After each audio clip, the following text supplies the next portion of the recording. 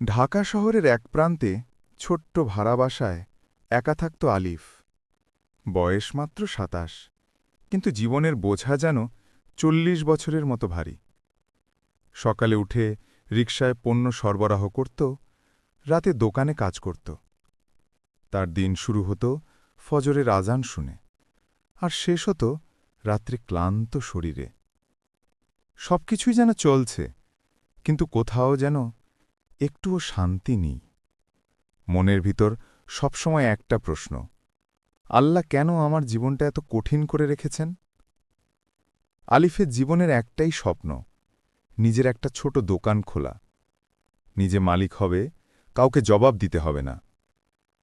কিন্তু যতই চেষ্টা করুক, টাকা জমে না।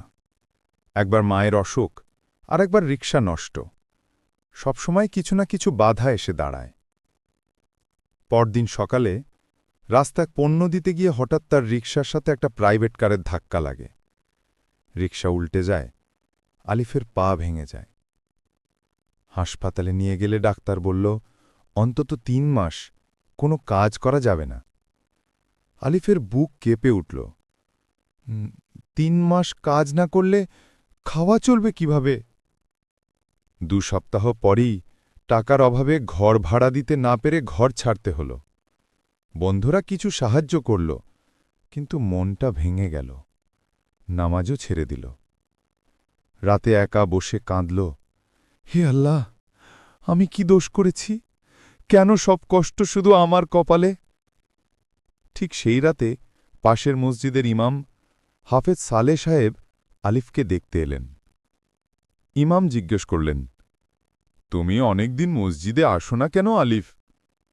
আলিফ কষ্টভরা কণ্ঠে বলল, হুজুর, আমি হতাশ হয়ে গেছি। কাজ নাই, টাকা নাই, পা ভাঙা, কিছু করতে পারছি না। মনে হয় আল্লাহও আমার দিকে তাকাচ্ছেন না। ইমাম শান্ত কণ্ঠে বললেন, রাসূলুল্লাহ সাল্লাল্লাহু আলাইহি ওয়াসাল্লাম বলেছেন, যে আল্লাহর ওপর ভরসা রাখে, আল্লাহ তার জন্য যথেষ্ট হন। তারপর তিনি একটু থেমে বললেন, আলিফ, তুমি জানো, তাকদীর মানে শুধু সুখ নয়, কখনো কষ্টও রহমত হয়। অনেক সময় আল্লাহ আমাদের থামিয়ে দেন, যাতে অন্য কোনো ভালো পথে যাই। এই কথাগুলো আলিফের মনে গেঁথে গেল। সেই রাতেই সে আবার নামাজ পড়ল। সেজদায় পড়ে কাঁদতে কাঁদতে বলল, হে আল্লাহ, আমি কিছু বুঝি না, শুধু জানি তুমি অন্যায় করো না। যদি এই কষ্ট আমার জন্য ভালো হয়, আমি ধৈর্য ধরব। সময় গেল ধীরে ধীরে। ৩ মাস পর পা ভালো হল। একদিন এক পুরানো গ্রাহক এসে বলল, ভাই, শুনেছি তুমি এখন কাজ করো না। আমি একটা ছোট অফিস খুলেছি, হিসাব রাখার লোক দরকার, তুমি আসবে? আলিফ বিস্ময়ে তাকিয়ে রইল, আর ভাবল, আল্লাহ মনে হয় আমার জন্য রহমতের দরজা খুলে দিয়েছে। অফিসে কাজ শুরু করল আলিফ। মন দিয়ে হিসাব রাখত, সৎভাবে কাজ করত। ১ মাসের মধ্যে মালিক তার পরিশ্রম দেখে বেতন বাড়িয়ে দিলেন। ধীরে ধীরে আলিফের জীবন বদলাতে লাগল। একদিন মালিক বললেন, তুমি খুব বিশ্বাসযোগ্য মানুষ, আমাদের নতুন শাখার হিসেব তোমাকেই দেখতে হবে। সেদিন রাতে আলিফ আকাশের দিকে তাকিয়ে বলল, হে আল্লাহ, আমি বুঝতে পেরেছি, সেই দুর্ঘটনা যদি না ঘটত, আমি আজও রিকশা চালাতাম। তুমি আমাকে কষ্টের মধ্যে দিয়ে উত্তম পথ দেখিয়েছ। কয়েক মাস পরে আলিফ দেশে তার গ্রামে চলে গেল। মায়ের চিকিৎসা পড়াল। তারপর গ্রামের বাজারে ছোট একটা দোকান খুলল। দোকানের উপরে একটা বোর্ড লাগাল সে, তাকদীর ট্রেডার্স, যা আল্লাহ চেয়েছেন সেটাই হবে। একদিন গ্রামের এক তরুণ দোকানে এসে বলল, ভাই, আমার জীবনে কিছুই ঠিক হচ্ছে না, চাকরি পাচ্ছি না, বাসায় সবাই আমাকে অপদার্থ ভাবে। আলিফ মুচকি হেসে বলল, ভাই, আমি তোমার জায়গায় ছিলাম।